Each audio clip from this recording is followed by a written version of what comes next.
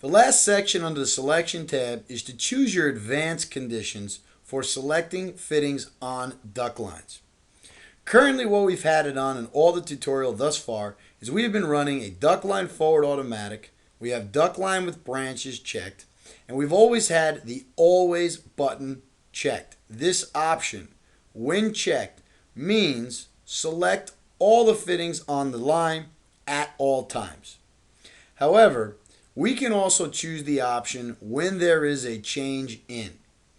This option allows us to select fittings on the duct line only when specific changes happen.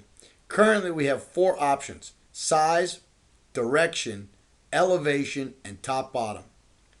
Underneath these particular options, we also have the ability to choose previous fitting, selected fitting, or next fitting.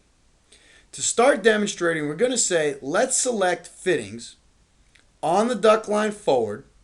We want to do the duct line with branches, but instead of using always, we're going to say only highlight the fittings when there's a change in, and we're going to select size. Now notice here we're going to say only select the selected fittings. What this means is when there's a change in size at that specific fitting or the selected fitting, the point at which the size change happens, that fitting and that fitting only should be highlighted on this duct line. So we're going to press OK. PractiCAD says highlight the duct line forward. And here you can see before we click on the first piece, we've got a duct line with a transition, we have an elbow, and then we have a duct line turning up. And we're going to click on the beginning of the duct line, and PractiCAD is only highlighting places where there's a change in size. You can see that the transition, there's a change in size. You can see there's a change in size at the boot tap because the boot tap happens to be a smaller segment of this branch. The last section under the Selection tab is choosing the difference between the always option and when there is a change in. Thus far, the entire tutorial, we've been utilizing the feature always. What that means is if we choose a selection criteria like duct line forward, and we've done it for fittings, we want to select the fittings on that line always, regardless of any change the duct line might make. However, we have advanced options where we can select fittings on a particular duct line when there's a change of a specific type. In order to do that, we're going to select the option when there is a change in. When we do that, we get to choose between 4 different types of changes currently. We have size, direction, elevation, and top bottom. Underneath that category, we also have the ability to choose between previous fitting, selected fitting, or next fitting. First, we're going to say let's highlight a duct line forward, but only highlight the fittings on the duct line where there is a change in size. And what we're going to do is choose the option selected. Selected means the fitting at which the size change happens. Previous or next would be select the fitting before the size change or select the fitting after the size change. We're going to run this automatic once using size and selected. We're going to press OK. PractiCAD is going to ask us to select a fitting at the beginning of the duct line. We're saying duct line forward. Here you can see the duct line consists of a transition, we have a boot tap, we have a drop cheek elbow, and then we have a duct line running up as notated on the right hand side. We're going to select duct line forward now. When we do that, notice that the only fittings highlighted are fittings where change sizes happen. For example, the transition, we have a change of size at the boot tap because the branch got smaller. This is a drop cheek elbow. The depth has been shortened after the elbow, so this is where a size break happens. And you can also see that we have an elbow on the right, and because the depth has switched on this elbow, we went from what was around a 36 by 18 to about a 30 by 30 on the out. We've also highlighted the elbow, and because we've chosen the option selected, PractiCAD has highlighted only the point at which the change happened. So each fitting that causes a size change has been selected. Now what we're going to do is we're going to go back into the Selection tab. This time we're going to say, let's not do change in size. Let's do change in direction. This time we're going to say change in direction, and we're going to run selected.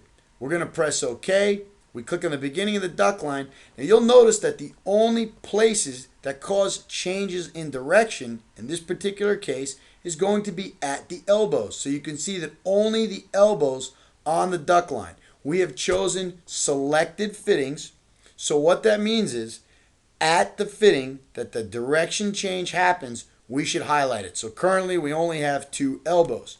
However, we're going to change the exact same selection auto to do previous and next. Here we're going to say, let's do previous, uncheck selected, and do next. What that means is let's go to where the direction change happens, but instead of highlighting the fitting at the direction change or the selected fitting, highlight the fitting before and after. Notice you can have more than one checked at a time. We're going to press OK. We're going to select the beginning of the duct line. Now notice that PractiCAD highlights the fittings before and after the direction change. So on the isometric view, you can see it's the fitting before this elbow and after this elbow. And then it's going to be the fitting before and after this elbow. So this is how we can use a combination of changes plus choosing between previous, selected, and next. Now we're going to run over the option for elevation changes. Here we're going to say run when there's a change in elevation. And this time we're going to choose selected fitting again. We're going to uncheck previous and next. We're going to press OK, and now we're going to click on the beginning of the duct line. Now notice that PractiCAD is going to highlight the transition because there's been a change. The transition is actually dipping down as notated by the elevation tags here. And then we're going to have an elevation change at the elbow. The elbow is drop cheek, so though the bottom is the same, you can see there's a change in the top elevation. Here it's 11 foot before the elbow. Here it's 10 foot 8 after the elbow. And you can see in the isometric view that we go up into a riser. And right here you can see that each one of these fittings has a change in elevation because they're vertical. Therefore, each fitting was highlighted during that selection auto. Now what we're going to do is run the last scenario we have currently. That is top bottom.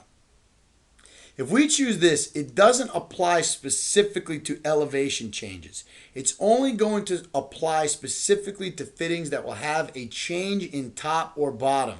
So if we press OK and then we choose the beginning of this duct line, you'll notice that it highlights the transition and elbows because they both have top changes and bottom changes.